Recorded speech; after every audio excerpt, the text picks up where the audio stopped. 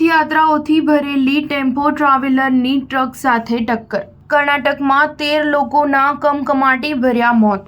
કર્ણાટકના national highway પર શુક્રવારે વહેલી સવારે એક ભયાનક માર્ગ અકસ્માત સર્જાયો હતો. ટેમ્પો ટ્રાવેલરે ટ્રકને પાછળથી ટક્કર મારી હતી. આ અકસ્માતમાં ટેમ્પો ટ્રાવેલરમાં મુસાફરી કરી રહેલા બાળકો સહિત 13 શ્રદ્ધાળુઓના મોત થયા હતા, જ્યારે 4 લોકો ઇજાગ્રસ્ત થયા હતા. આ દુર્ઘટનાની જાણ થતાં જ પોલીસ ઘટના સ્થળે પહોંચી ગઈ હતી અને મૃતદેહોનો કબજો મેળવ્યો હતો.